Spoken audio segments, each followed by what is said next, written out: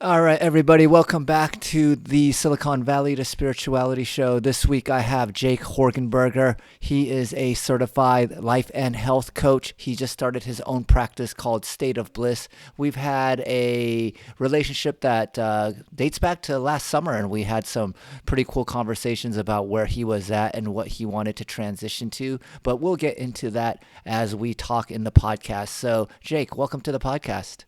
Thank you. I really appreciate you having me, man. I'm grateful to be here today. All right. Well, I'm really excited because I think today we're going to be talking a lot more about spirituality. A lot of my previous episodes, it was really focused on like business in Silicon Valley and how the guests were able to implement some spirituality into their professional lives. But I know that you and I, we are much closer in alignment of our spiritual thoughts, chakras, channeling, astral traveling, angel numbers, things of that nature. So I've been super excited to speak with you. But, Jake and I, we were having a conversation just a few minutes ago about he was updating me on what was going on. And I quickly realized that this part of the update should actually be in the podcast itself. So, Jake, do you want to just give us or give the listeners a quick background of where you were a year ago, where you wanted to be, and how you are moving in that direction? Yeah, a year ago, I would say I was just kind of starting to wake up. I had been through a long healing journey that started back in 2016, where I had been, dealing with severe drug and alcohol issues. Basically, my mind, body, and soul were broken. I just recovered from thyroid cancer. I had been out of work for 2.5 years. So last summer was kind of like I was finally stepping into the light. I was finally starting to see some clarity. And it was kind of also when I started to actually learn about and connect with my higher self. And that just kind of paved the way for, some serious progress on a spiritual level. Yeah, wow. I knew about the drug stuff that was going on, but I didn't know about the thyroid cancer. So it seemed like there was a lot of really what most people would consider very dark and negative things happening. And I don't want to overly assume, but it sounded like, by hitting rock bottom or just being in these really deep depths of some negative things going on, you had an awakening and started really realizing how much potential power that you actually had. Is that correct? Oh, that's 110% correct. I mean, along this journey, I had kind of started to realize that, all of these painful experiences, all of what I had thought were negative experiences were not. They were actually all blessings, and they were actually all opportunities for my soul to grow. And that you kind of have to take, you can't have the light without the darkness. And this was kind of when all of that started to click was last summer. Yeah, when I kind of started realizing that no, things don't just happen to you. All these things have happened for me. And kind of when I was able to accept that, literally everything in life became easy. There were no negative experiences anymore. Wow.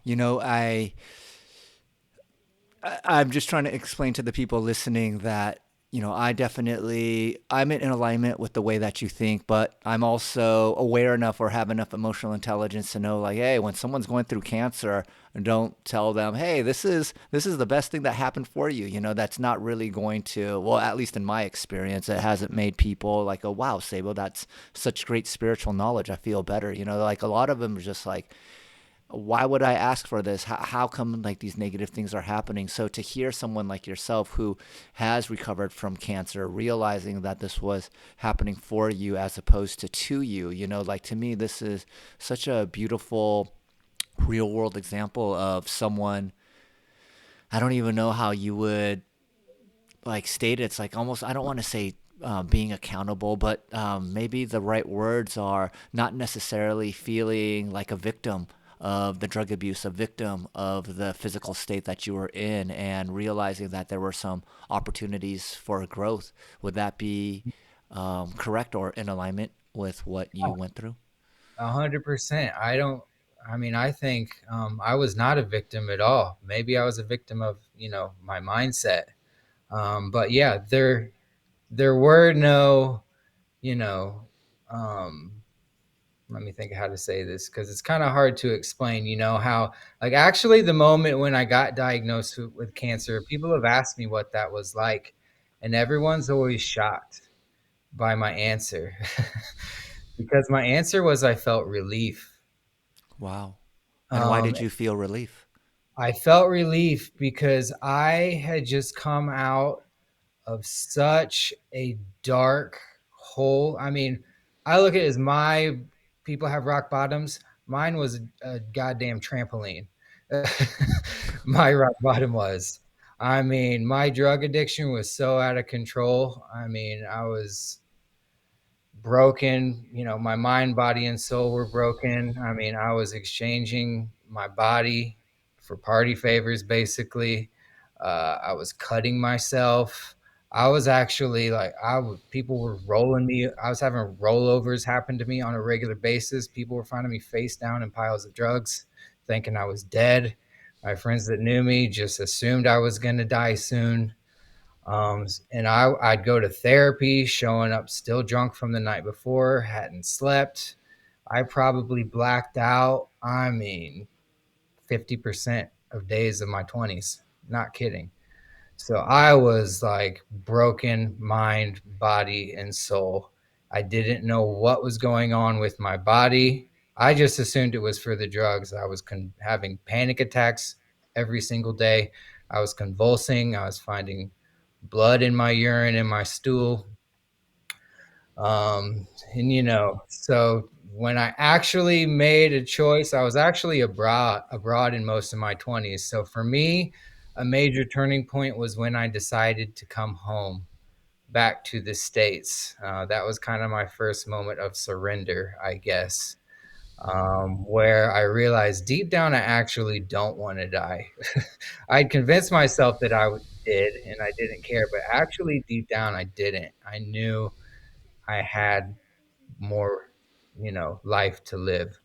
So for me, after going through all that, when I finally got to the point where I came home, I actually, how they found the cancer was crazy. I had no idea I had it. Maybe there's some people out there that have some medical knowledge, but thyroid cancer is the slowest growing cancer out there. It's also like a really good type of cancer if you have it because it doesn't normally, spread to other areas. So I actually went to the doctor's office for back pain and they scanned me from the neck down and they found a lump or a tumor in my neck. So I had no idea. I was going in for an x-ray for some back pain and then the results came back that I had a tumor. Then I went and saw the doctor for a biopsy. And when I left, he just gave me a book that said like thyroid cancer, or like you and your thyroid cancer. And I was like, what the is this? And then I got the news, and literally, I had been on such a journey, even to that point where I was relieved that there was actually something medically wrong for me, and I wasn't just a freaking lunatic. I mean, I had been behaving like a lunatic, but so yeah, I was just relieved that I knew there was a plan of action that I could take to start to get better. Basically, it kind of gave me hope that healing was possible. Hmm. And once I may had that realization, man, everything started changing for me really, really fast. And that's kind of when I started realizing, like, oh, I'm not just a victim of these random circumstances. Like, actually, this might all work out, and I might come out of the other end of this with some pretty damn good knowledge that I can share with the world. And kind of when I got that diagnosis, this might sound insane, but I didn't care in a good way. Like I had kind of had this automatic switch in my head where I had given so much energy. I basically gave my life to negativity. I had given it my all.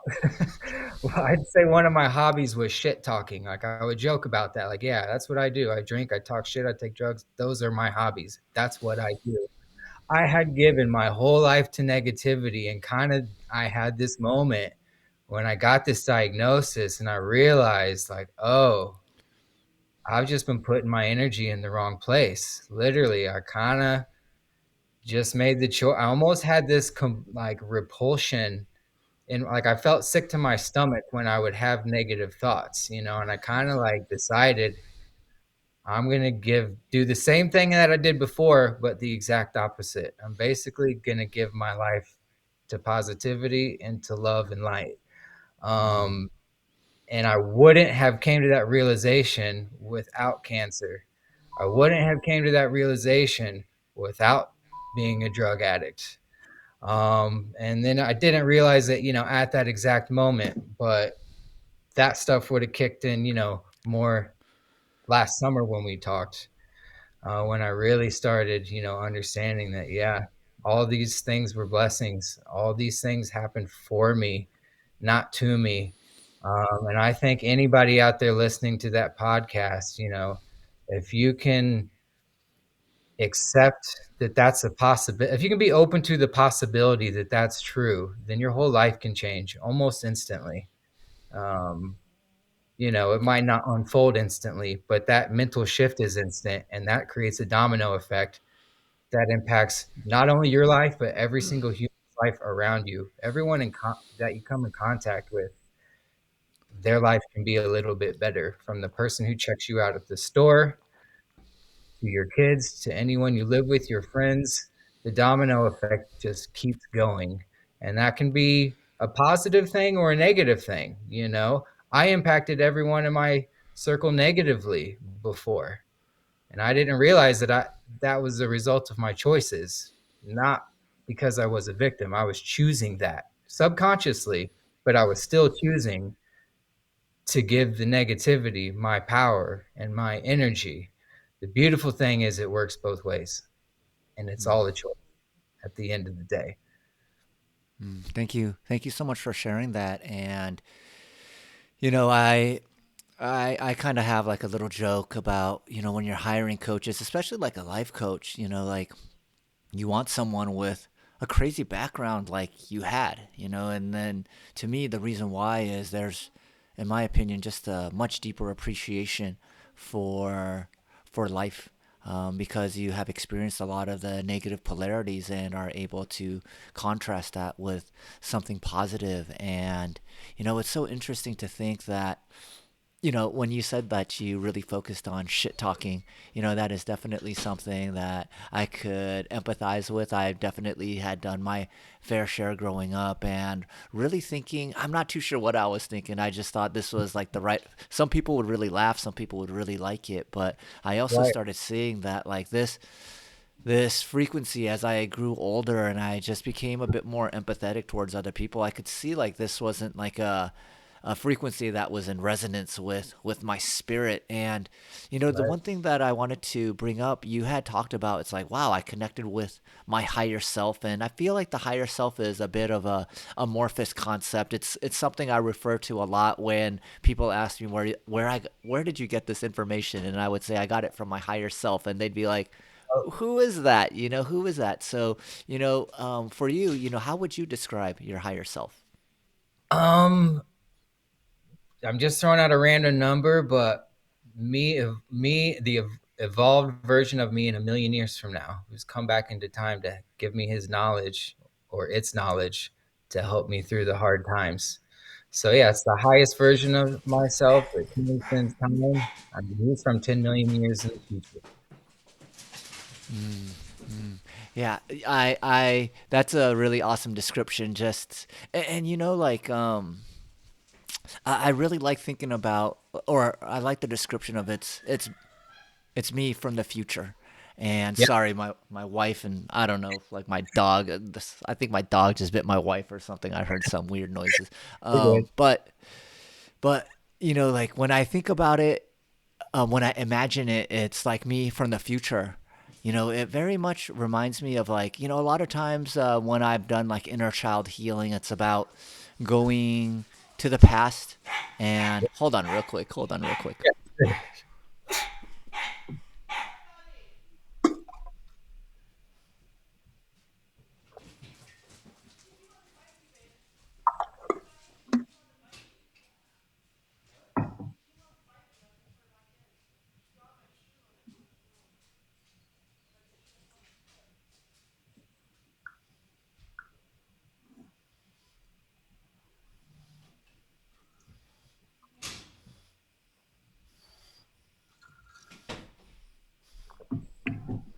All right, we got a special guest today.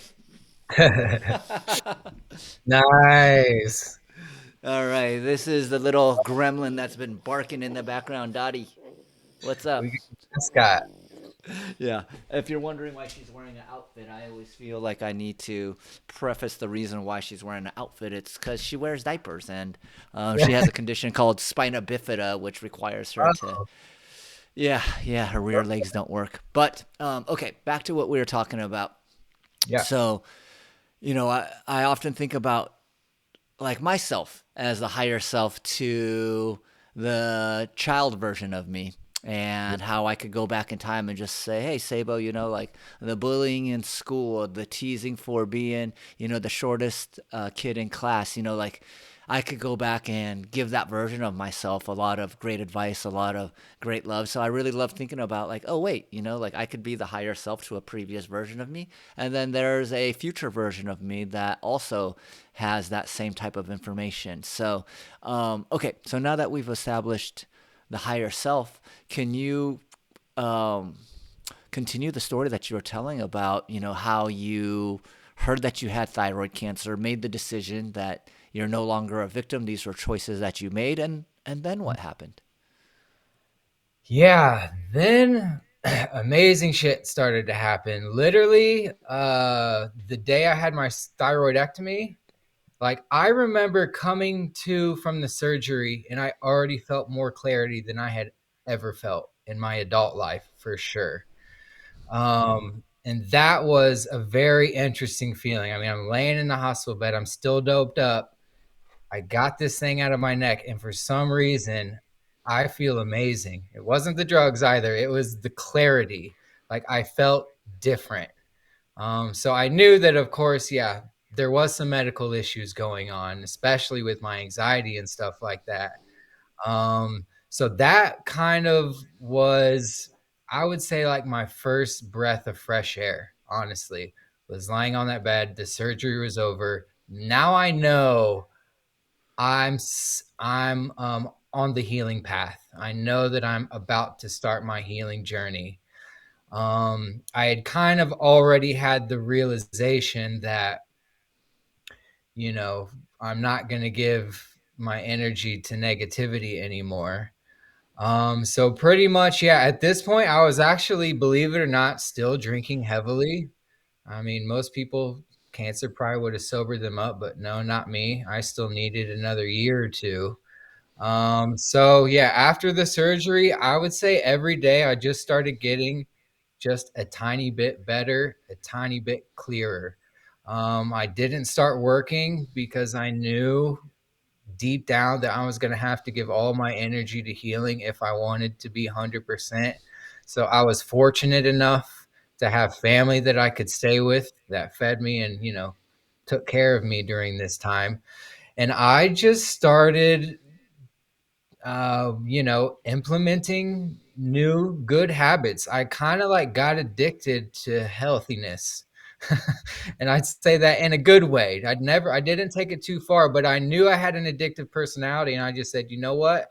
I can actually make this one of the best personality traits too. I'll just latch on to freaking self care like no human ever has before. I'll just start loving myself first more than a human could possibly love anybody. And I knew that if I could do that, everything else was going to fall into play.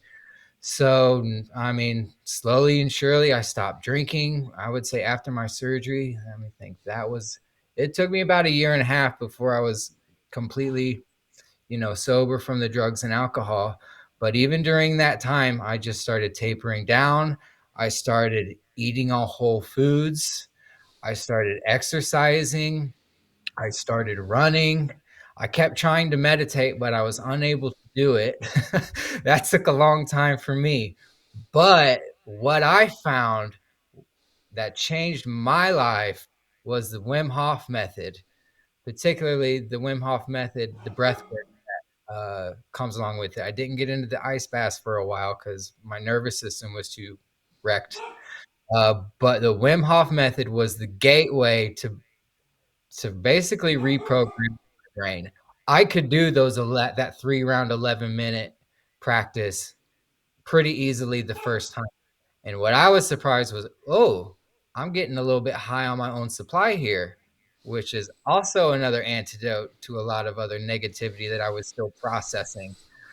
And once I latched onto that, I mean, literally one chakra at a time started opening up. Um, Root chakra working its way up, I would say over the next, let me think of the time here, 2 years, they just slowly started opening. And once I had made breath work a regular part of my day, let's just say the tears started falling.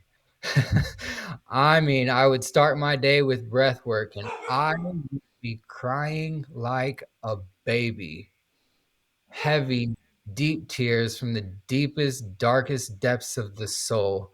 And at first they started out of tears of pain, not woe is me tears, but just tears, from all of my unprocessed emotions. I realized I had been numb my whole life from the drugs and the booze. I hadn't really processed any of my emotions at all. They were all clogged in my lower three chakras.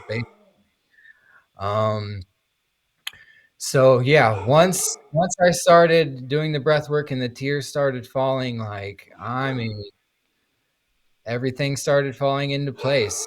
Started getting new tools to control my anxiety. I started being able to get my anxiety from an 11 on a 10 scale to a 10 to a 9. I'd wake up in the morning, literally before my feet would hit the ground, I would have anxiety. First time I tried to do Wim Hof method, I couldn't even take a deep breath. My nervous system was so jacked up, my body couldn't even take a single deep breath. That's how out of whack everything was for me. So just having that simple 11-minute exercise to use that I could down regulate my nervous system, that gave me the bandwidth to start healing. So it was really the Wim Hof method that once I was able to lock in on a daily basis, then mystical experiences started happening regularly, hundreds of them. And around this time, I know from some of your content, you were the same, but I was a hardcore atheist. Like, I was very judgmental towards anyone involved with, Christianity, particularly. You know, and I was not open to any spiritual channel at all, really. And one thing that breath work did that blew my mind was it connected me to my ancestors, and they were accessible to me. And that when that connection was made, whew, I remember I had just started running around that time, and I did some breath work and I went out to run, and one of these emotional waves hit me and I just started bawling. I was struggling with anxiety that day, and I was out in the field behind my parents' house and I just dropped to my knees crying, and I just asked my ancestors to give me their power, and I just told them how thankful of all their sacrifices I was, and I asked them to just give me energy and give me power to push through the difficult phase. And that day, man, I'm not making this up. It was like some Forrest Gump shit. Like I ran like 12 miles that day, and I had never ran more than 1 or 2 miles at a time ever. I just kept going, and I could have done 12 more mentally, but my legs were shaking, so I couldn't. And that's kind of when I realized, like, oh, there's something to this. So I just started calling on my ancestors in times of weakness. Then I started having mystical experiences when I would get in a trance during, deeper breathwork meditations. Then I started having, experiences where the next powerful one, which actually I have to admit, it was, Jesus Christ. And I got angry because I still hadn't worked through a lot of spiritual trauma that I had kind of experienced as a kid.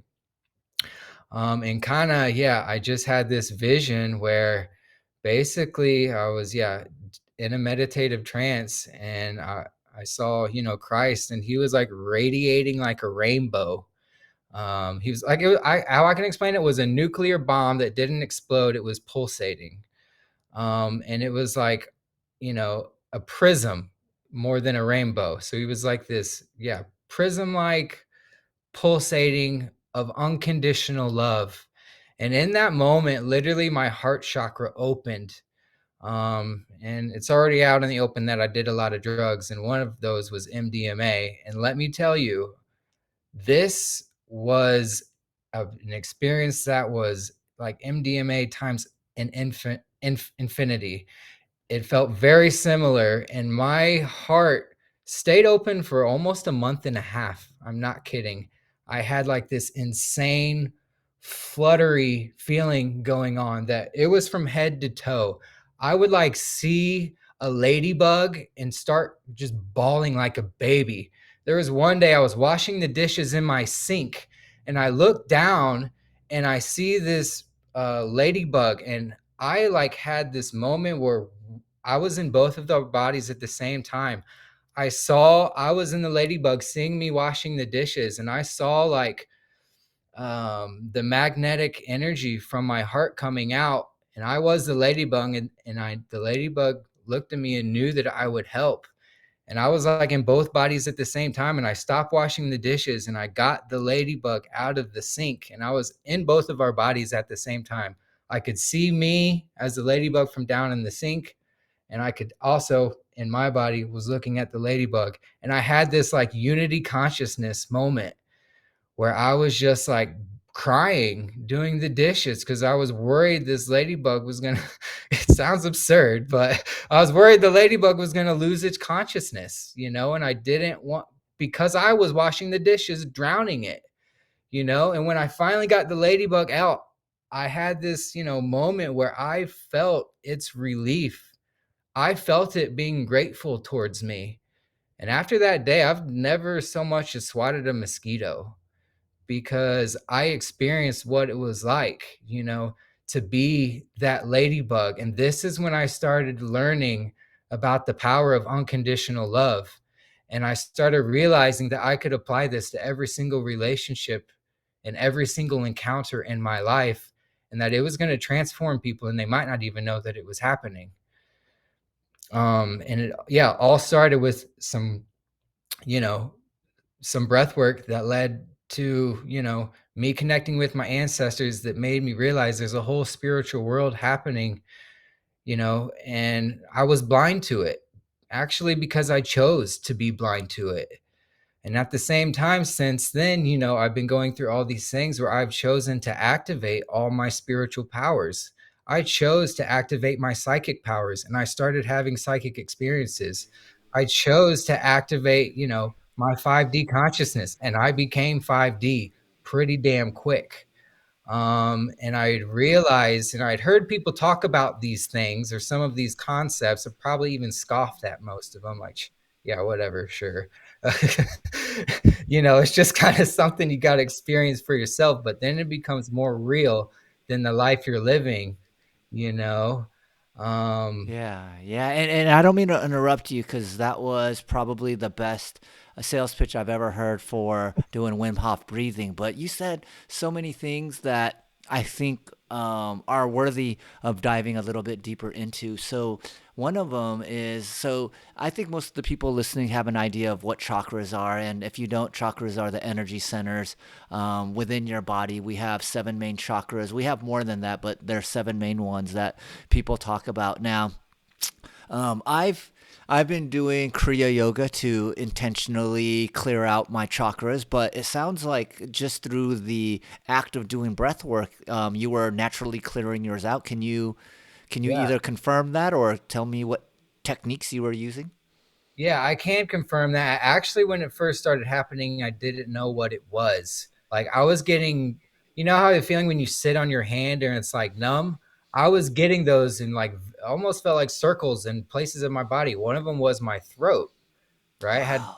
thyroid cancer and I was like, what the heck? But it was like you sit on your hand, it's kind of not painful. This was like an awesome version of it where it felt amazing. And I was like, what in the world? Like, yeah, I just started researching stuff. I knew of chakras just from like stuff I had seen, but I didn't know specifically. So actually, they started opening up before I even knew what they were.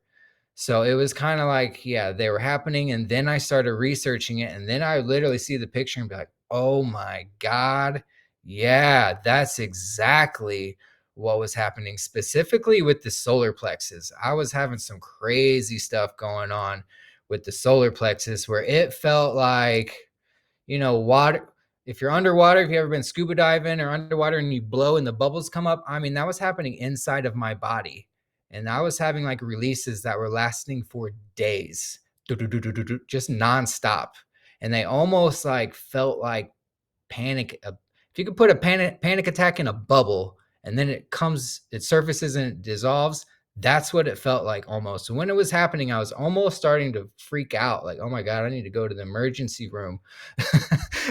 Just because I didn't have any frame of reference of what the chakras were. So then when I started reading about it, then I was like, oh my gosh, yeah, that's what's been happening to me. That's what's been going on to me. And I also had realized, I had started doing other types of pranayama breath work. I mean, I started doing Bastrika and all sorts of like, yeah, uh, any type of extended breath holds. There's a channel called Breathing with Sandy that was incredible. Man, that dude's channel took me to the next stratosphere once I started playing around with those. And then when I researched and I knew what was going on, then I could get intentional with it. Like, oh, I'm feeling shame today. Let's clear out the solar plexus. Oh, I'm feeling, some negative feelings towards my family. Let's clear out the root chakra. Oh, I'm feeling, heartbroken over something. Let's, clear out the heart chakra. So then I kind of, I was able to map it out. And I mean, it's still a map that I use all the time. If I'm having a specific issue, if it's related, if I can pinpoint what chakra it is, I clear it out and it's done. And I feel lighter and I feel better, you Yeah, know? like I like to describe to people that we weren't really given like a user manual on how to get the most out of our body, Yeah. and in Western medicine, I think they look at the body more like just like a piece of machinery. Hey, the wheel fell off. All right, get a new wheel. This thing is wearing out. Let's get a new one. And I think that one of the things that we tend to forget is that we are energetic beings. We are all energetic beings. So, not looking at the body energetically, you're missing out if you're just looking at it as like this physical meat vehicle that you're trying to Mhm. power, and you're wondering why, the calisthenics or, the healthier eating isn't solving the problem. It's because you're not taking care of the energetic side of things. And Mhm. I don't want to move on, but another thing that really resonated with me was unifying consciousness with the ladybug. And I think a lot of my listeners have done psychedelics, and if you've done psychedelics, you've probably had this experience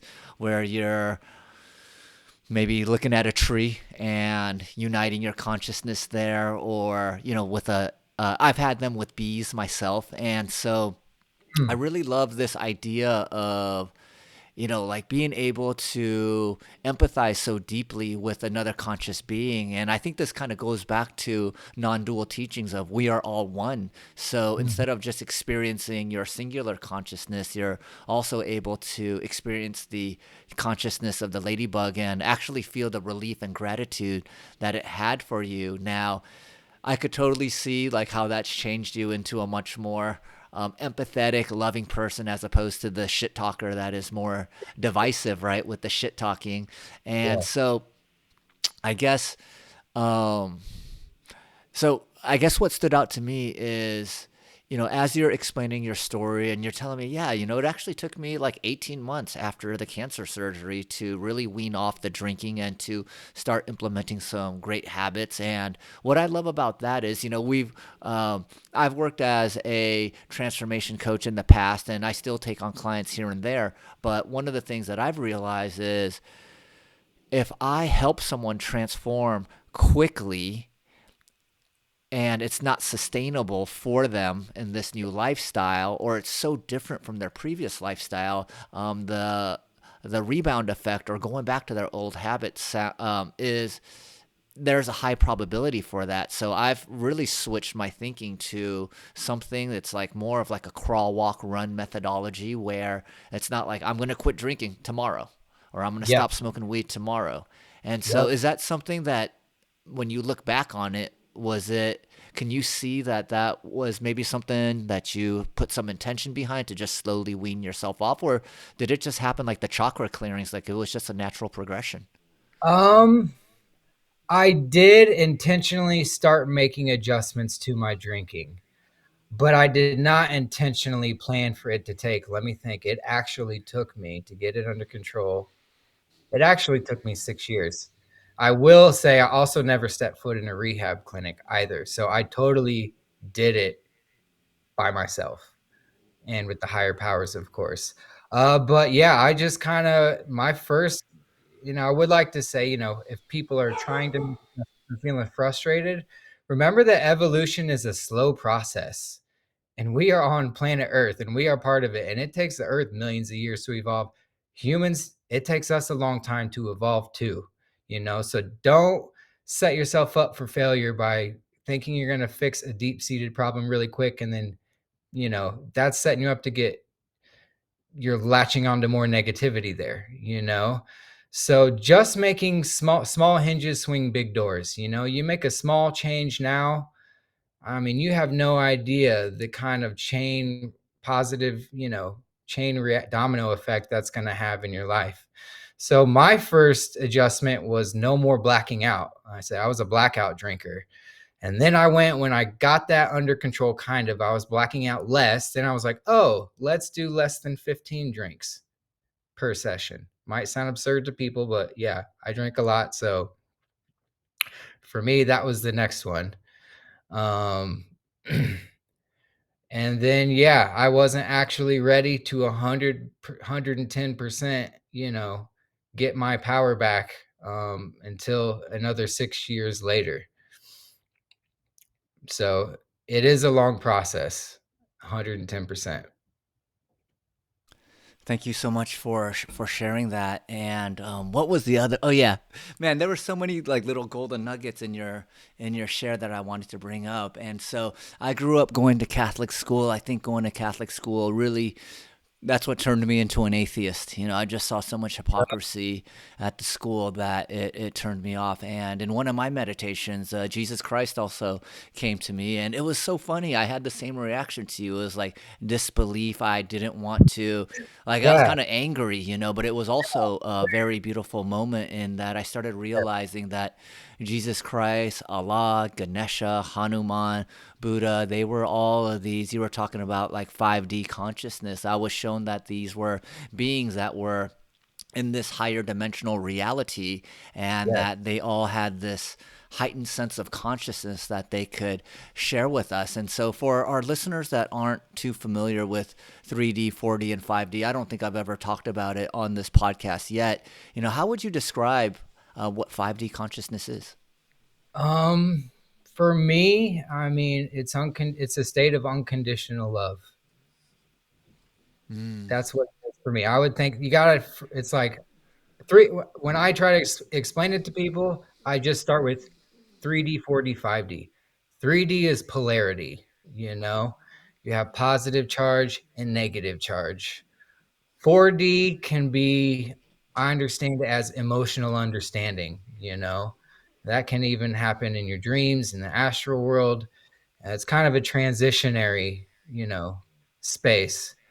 But once you go from 3 to 4 to 5, for me, it's a state of unconditional love, not just for people, but for every speck of dust in, of all infinity. That's what it is for me, is a state of unconditional love. That is I love heaven on that. earth. It's heaven on earth. Yeah, it's interesting because as I had my own spiritual awakening and was indoctrined into spiritual little communities, like it's really interesting hearing like what people think of 3D versus 4D versus 5D. And I've encountered a lot of people that were like, oh, I'm so sick of the 3D. I want to be in the 5D. And I started recognizing, like you talked about, 5D is the frequency of love.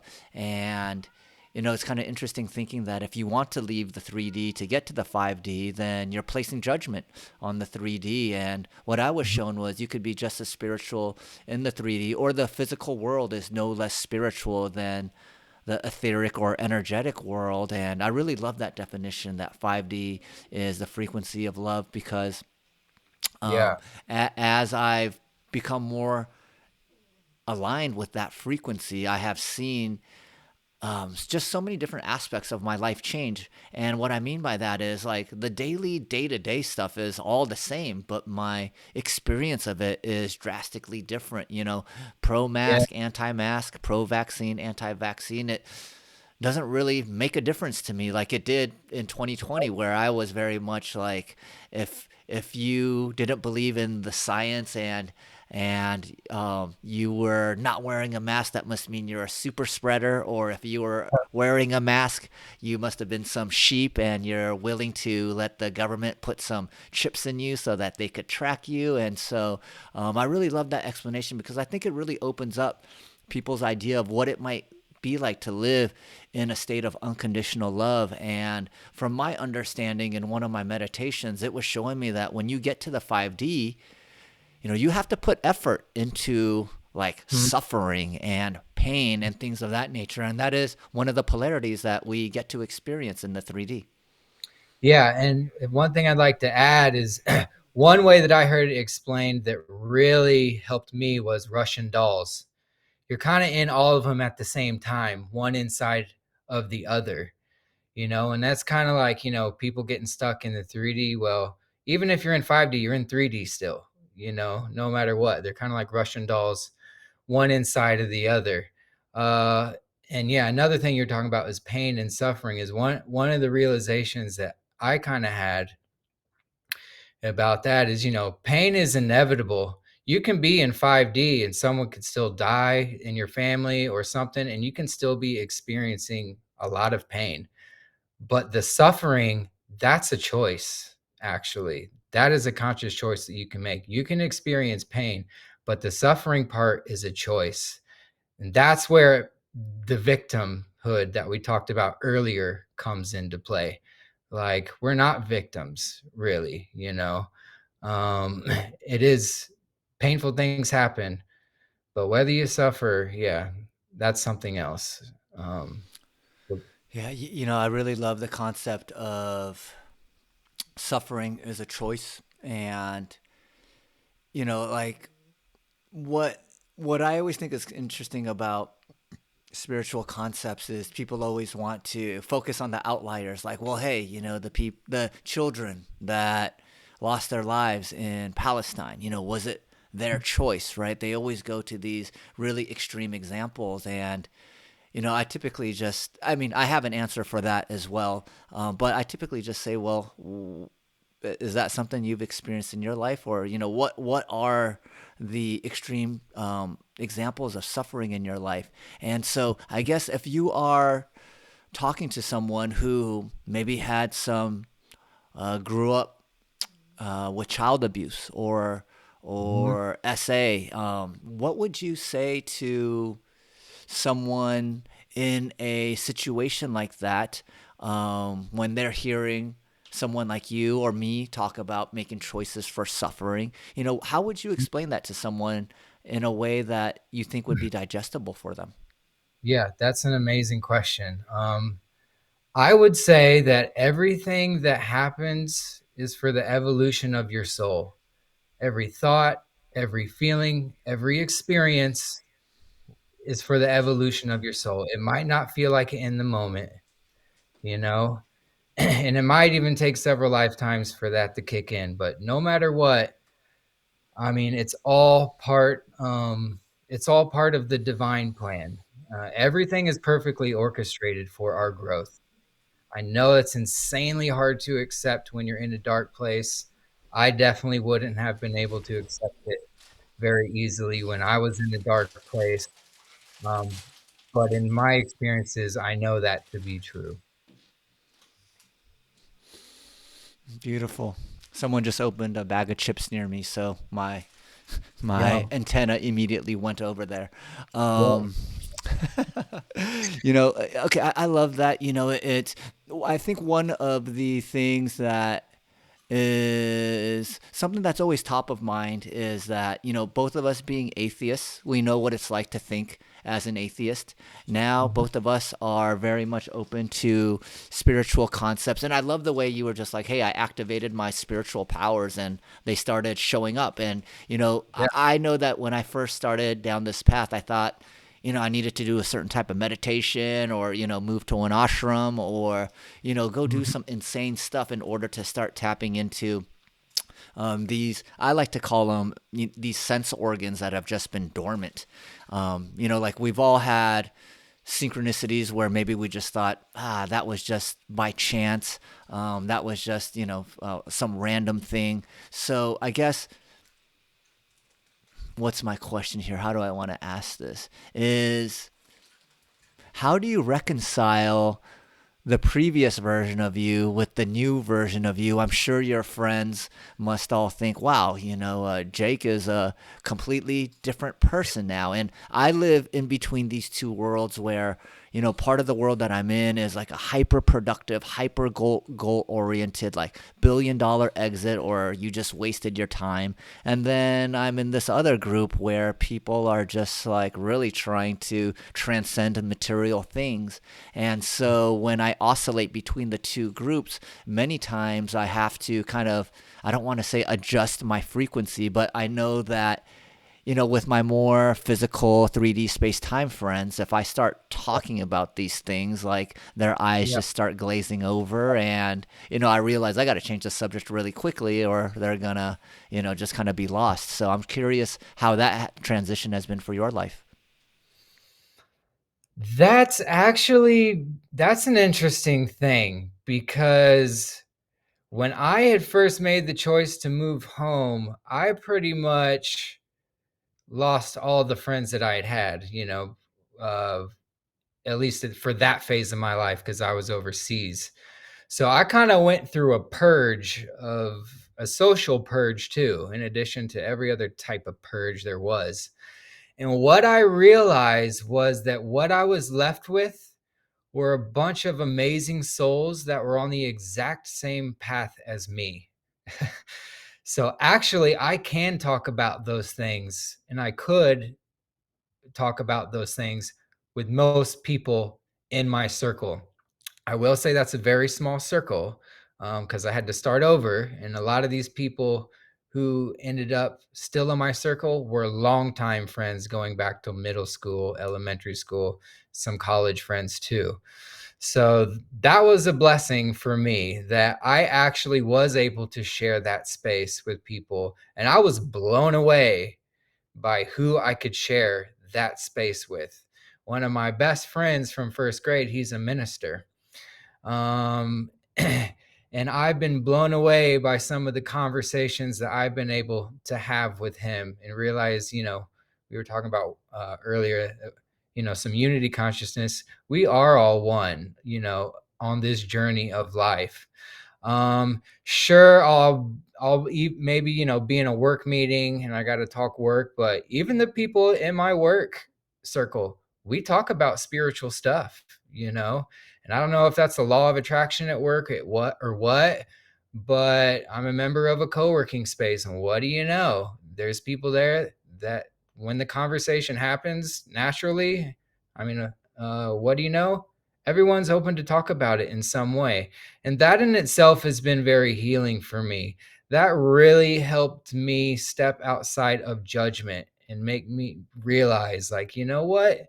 You don't judge people, based on what religious group they're a part of, or even you don't judge them based off their past experiences, because every single second opens up a world of new opportunities and possibilities, and every choice that they make along the day can totally change who they are at their core. So even people that I thought wouldn't be open to it, what do you know? They are. And we've been able to embrace each other and empower each other through those conversations. So I've been very fortunate in that regard. Now, when it comes to, family, I don't know why for me, but that's a harder one. That's where I've struggled and where I still have felt like I'm in the spiritual closet. I grew up in a really religious house. So it's been easy for me to have those conversations with friends, but with family, man, I still really struggle with fear of being judged. And I still have trouble with judging my family members and their reactions of what, you know, some of my mystical experiences that, it was pretty hard to even admit the one with the experience with Jesus Christ on the podcast. But that's one example of even those experiences are helping me grow though. Anytime, I catch myself in a moment of judgment or in a moment where I'm closeting myself out of fear, but then I start developing the consciousness that I'm in that space, then I'm empowering myself to come out of it. So it's definitely been tough with family to talk about spiritual stuff and to be totally transparent about what's been going on with me for the past couple of years. Some people probably think I just came out of my room one day and I was talking different, acting different, and I didn't know how to articulate what's been going on during the meditation sessions, what's been going on during the breathwork sessions. I mean, it's not necessarily dinner time talk, all these mystical experiences, the different dimensions, but they're an important part of, my story and my journey. And I'm slowly being able, to step out of the closet and actually claim those things, even recently.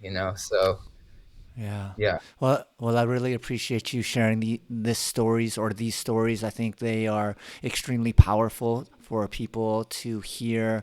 And, it's interesting because I understand what you're talking about, how, like, I've built, like, a really cool community where, especially, like, the ones that didn't have a previous idea of who I would just start talking about these things and be really, like, surprised at how many people were open to them, electrical engineers, PhDs, people that I thought would be, like, very logic and rationality centric. And then I would have some close friends that were hyper religious, and I would tell them, hey, like, I get it now. I understand, like, why you're a Christian. I saw Jesus Christ. And then they would be like, no, you didn't. You were talking to the devil. And then I would be Uh, like, whoa, like, I thought we would be able to connect here, and not be accused of, having Beelzebub, like, in my left ear, like, telling me things. And I said, well, if it's the devil, he's always telling me to do some really, like, beautiful, nice things. So maybe he's playing the long game with me. But to your point, I yeah. started realizing that this was also happening for me, meaning that I could see that my friend, regardless of how he made me feel, I could see that there was good intention, meaning he didn't, in his world, having these voices in your head or having these visions was a indicator that you were going down the wrong path. So, he wasn't wishing the worst for me. It was actually looking out for me. So it caused me to really see, like, okay, you know, I'm talking about being open minded all the time. And here I am, judging him because he hasn't had this same experience as me. And how could I, open up myself to receive, the information that he's giving me. And this actually jogged my memory a little bit because we were talking about, how would you explain to someone who had like been abused as a child, like why did you have to go through this? And what came to me was that when we incarnate here, we all want to explore different themes, and just like you could take a microdose of mushrooms or you could take a macro dose of mushrooms. And Right. those that have had, a crazy story like yourself, drug abuse, blackout drinking, Yeah. thyroid cancer at an early age, these are people that wanted to play like the most difficult levels of the video game. Yeah. And those that had less trauma kind of came in here with, I'll take a little microdose, want to just get my feet wet, jump into the shallow end of the pool, maybe play Tetris on or Candy Crush on an easy level so you could pass the levels and feel good about yourself. And, I really like that analogy. To me makes a lot of sense because, those difficult levels of the video game could be extremely frustrating, extremely, like I've thrown the controller many times when I was playing difficult levels, but once you pass that level, like this feeling of just like overcoming is, to me, is like so much more deep than, when you're just beating like the easy levels of Candy Crush. Yeah. And it also makes all the frustration during those games worth it in the end. When you finally get that dopamine rush, you finish the level. Yeah, it's one of the best feelings in the world. And, life's no different. Yeah. Yeah. So, we usually go for about an hour, but you know what? This conversation is really awesome. So let's just keep going here. So, Yeah. um, you started doing the Wim Hof method. You started building good habits. Now you have been telling me you've been having so many synchronicities, almost, I think, multiple times a day. So, can you kind Mhm. of bring us to the story of how you got to the present moment from being a blackout drunk and recovering from thyroid cancer, and then having like these transcendent moments doing breath work, pranayama, Wim Hof methods? Yeah. I mean, I think um, I wasn't able to be in, the present moment for, the majority of my life. I was either stuck in the past or stuck in the future, which created anxiety. And for me, the key was meditation, but that came last for me. The breath work was easy because it almost occupied my brain enough to where I could drop into that space and still be like distracted, but still do the reprogramming, you know? So it was kind of like my level up was like sobriety, then breath work, and then meditation. And as far as, I would say the breath work gave me the space to be present. It kind of trained me to get into the position where I could finally turn my thoughts off. That was always something that frustrated me about meditation. I had actually tried to meditate going as far back as middle school. I would even meditate in middle school, try to meditate. Maybe I thought I was meditating, but probably really wasn't. Either way, I was always like interested in meditation, but was never able to succeed. And that's because it was such a challenge for me to be present. And my thoughts would always keep me locked into the past, or they keep me locked into the future. And that kept me locked into negative emotional cycles. So for me, breath work was kind of like a slap in the face, I guess, where it almost like forced me to recalibrate. Actually, the first time I ever experienced, I'd heard and read about like how you can turn off your thoughts, but I almost kind of like had this self-limiting belief where I was like, yeah, but not me. Like I have an overactive, hyper mind. Everyone can do it except me. And then one day I did like, I mean, it was like a 90-minute breathwork session.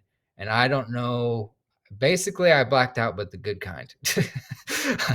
I dropped into a trance and I came back and like, I was doing a little like, have a use something called insight timer where like the bells go off. And basically, I came to and I looked at it and I had been out for like 2 hours, didn't hear any of the bells go off. And I was like, "Oh my gosh, like, that's what I've been working towards this whole time, and hadn't been able to achieve." So for me, once I mean, again, this took me a year and a half of doing breath work almost every single day before I had that experience. But then when I did, and I was like, "Okay, maybe now I can try to start dabbling with meditation again." And once I did that, within 6 months, I'd be able to drop into a trance in 15 minutes doing meditation. And once I did that, I was pretty much able to stay present all the time. Even when I wasn't meditating, I was had the space and the ability to catch myself getting stuck in the future again, getting stuck in the past again. And then I just kept making small adjustments. And eventually my anxiety literally dissolved to where it doesn't really happen. I mean, I'll have small bouts of it, situational things. I catch it right off the bat. I can down regulate my nervous system and get right back out of it. So for me, going back to people that are trying to stop drinking or doing drugs or getting frustrated, you just got to be patient. And this is the long game. I mean, it took me several years of meditating and breath work before I actually was able to shut my thoughts down. But once I was able to do that, basically the game was over in a good way, to where I was able to be present and I was able to enjoy everything in life on an extremely deep level. So yeah, it took a lot of work. I mean, thousands of hours, over the past several years. And I probably put in 1,000 before I was even able to be fully present. Not exaggerating there. It was nuts how much hard work it was. But Yeah, man, just like when you finally finish that game and you defeated Bowser, it's worth it. Because the totally. feeling It's is so good, and that's yeah, part of my mission as a coach, as a friend, as a human, is to take all these tools and all these experiences and all these practices and give them out to anybody that's interested in just experimenting with them. And I promise you, if you even give it 15 minutes a day for a couple weeks or months, your life's going to change. What have you got to lose? you know yeah, and that's yeah, kind of part of my mission, is to just share it, and let people know that no matter who you are or how down and out you are, you're an unlimited genius and you have all the tools that you need to be happy. Maybe not the tools, but the ability, but the tools are there. And I just think back to, that version of me who thought, you know, I was dead, basically. I was worth nothing. It works for everybody except me. I remember actually one of my thyroid doctors, when this was early on, I was still really struggling, and he told me, "Oh, you just meditate," and I was like, "Psh, like fuck this dude," literally. Like I was like, I tried that. I've been trying that many times, but actually, I had never tried it for real. I was still making excuses and I was still letting my self limiting beliefs rule me and my judgments rule me. I mean, just give it a try. What have you got to lose? yeah, yeah. I mean, I was one of those people that really believe like, yeah, this could benefit everybody, but there's something especially fucked up about me that, it wouldn't benefit me. Like I can't focus, I can't sit. And it's wonderful to be with someone else that had the exact same thoughts as me that was able to work through it. And I think the most important part is, like you talked about having thousands of hours. I recently put up a post about, meditating 90 minutes a day for 3 years straight and how it really Mhm. helped me. And, I think that's the one thing, that's the one message that I think is really important for people to understand is that, we talked about all of these things within 60 minutes of this conversation, but in reality, it takes time. And to me, before, like, I really wanted to expand spiritually as quickly as possible. Like, I always just like playing a video game. I want to get through all the levels as quickly as possible. But then I realized that, a lot of the concepts that I teach my clients is like, try to be more process oriented versus goal oriented. A lot of the wisdom and then a lot of the nuggets are in the journey versus the end goal. But then here I am treating meditation and my spiritual practice as being very goal oriented. And now, I Mhm. truly, instead of meditating to tap into higher levels of consciousness, I just realized, wow, what a gift to be able to sit here, tap into myself, excavate some nuggets of wisdom from within myself, and just allow whatever speed it takes for me to get to wherever I need to get to is the perfect amount of time. And I don't need to compare myself to Jake. I don't need to compare myself to Seth. Yep. I could just do it at my own pace. Yep. And you got to start somewhere too. Start with 100 seconds. Start with 10 seconds, 5 seconds. If that's all you can handle, fine. But guess what? You're still growing in those 5 seconds. You're still expanding your consciousness in those few seconds. So don't think that you have to spend 2 hours in the lotus position. No, lay on your bed and count to 10. Start with that. But the key is you got to stick with it. Yeah, yeah. So I'm curious. It sounded like you had a lot of transcendent experiences, unity consciousness with the ladybug, just having Yeah. your heart opened. I mean, I think anyone who has tried MDMA, like, they probably couldn't. I mean, it's hard for me to imagine something 10,000 times better than that. But if you had to Yeah. pick one specific experience that was like your favorite, which one would it be? Ooh. You're talking about mystical experience, right? Yeah, Or or psych. any experience. Yeah, Okay. mystical, psychedelic. I mean, I think of psychedelic experiences as mystical. I just think of psychedelics as like they're like training wheels that allow you to get steady on the bike and access those levels of consciousness, or they're kind of like a temporary like nitro boost to the engine so that you can access these. Actually, here I am asking you a question and then telling a story myself. But in one of my recent meditations, it was showing me that psychedelics actually give you clairvoyance. It stimulates a sense organ that hasn't been stimulated in a while.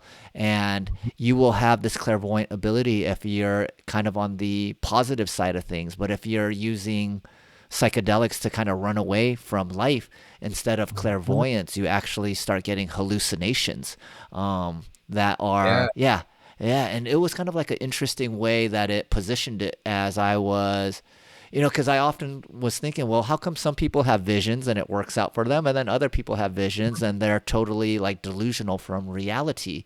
And so Right. that's what came up for me when you were asking, well, mystical or psychedelic. And I guess for me, they're kind of just like the polarities. They're one and the same, but on, I guess maybe just a different level of that polarity.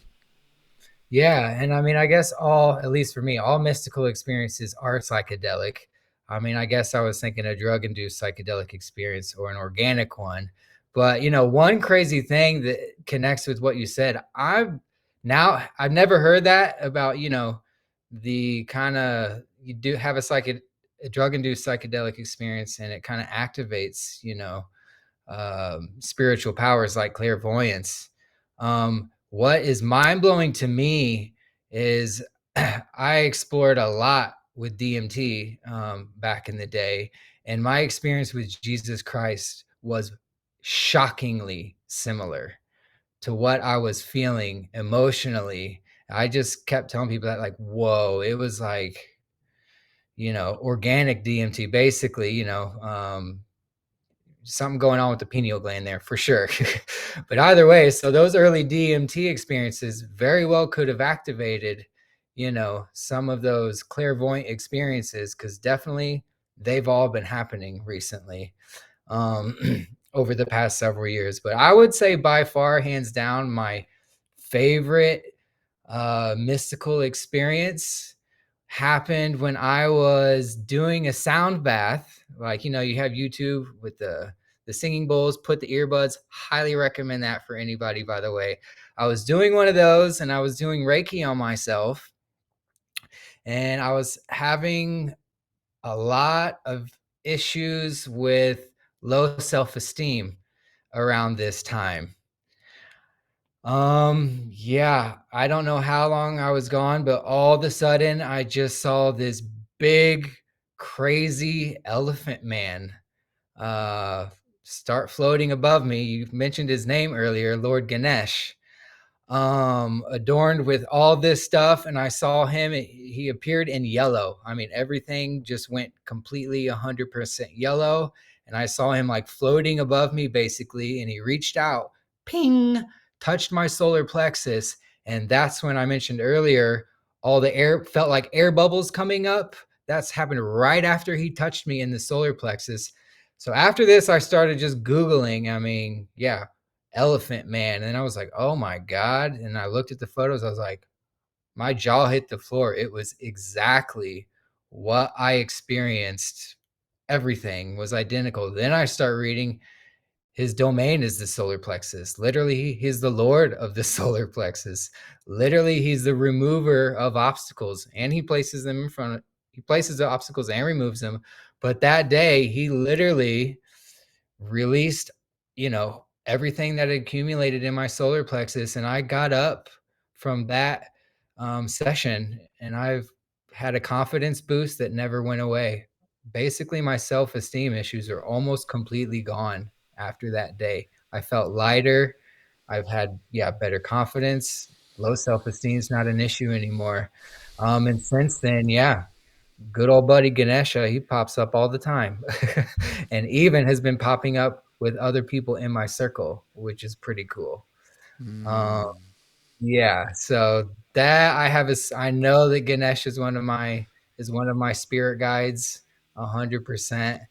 And I just have such a strong connection with Ganesh because of that experience. It was so vivid, so powerful, so beautiful. And yeah, the air bubbles went on for days.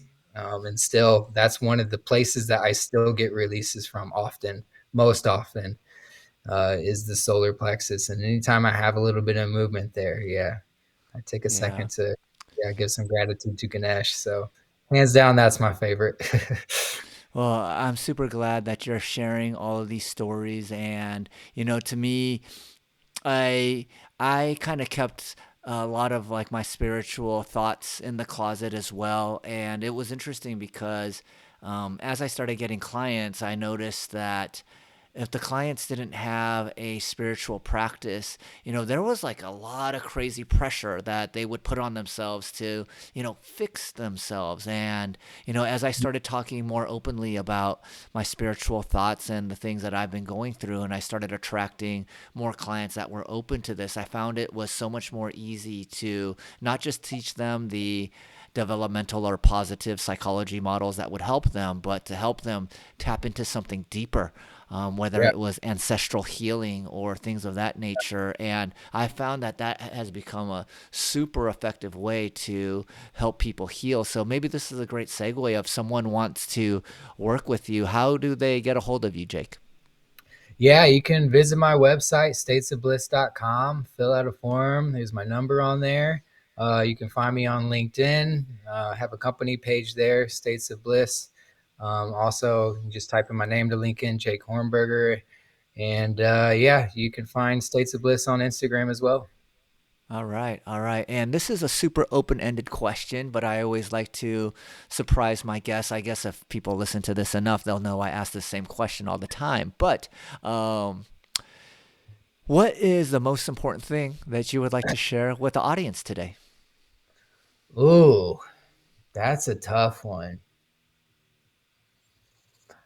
I would say if you're feeling lost, start with love, with self love, and that will open all the doors that you need. And for me, the longest journey any human will ever take is from their head to their heart. But once you make that journey, you're free. And it all starts with love, and that's where it ends too. So And let me challenge you a little bit more, which is yeah. if you said this to the version of you that was getting blacked out drunk every day, how do you think that version would react?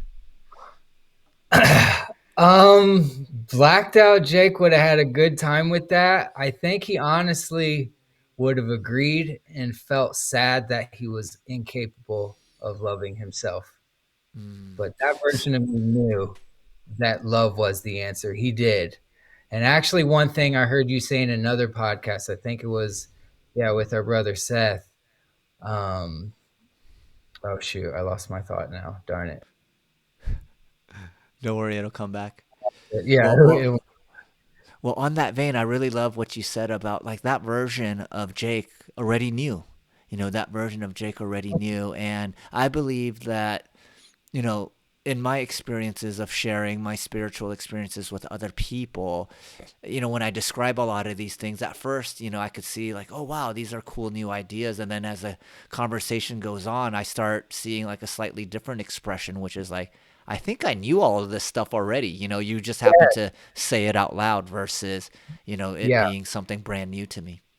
That's what you guys had mentioned. I think you said you were with Spirit the whole time, actually. And that was like, oh, you know what? I actually was too. I was the type of dude that would tip my drug dealers. Who does that? So that was the way that I was, aligned with love in my own fucked up way. But I cared that, like, I'd give him an extra $20 just for helping me out or whatever.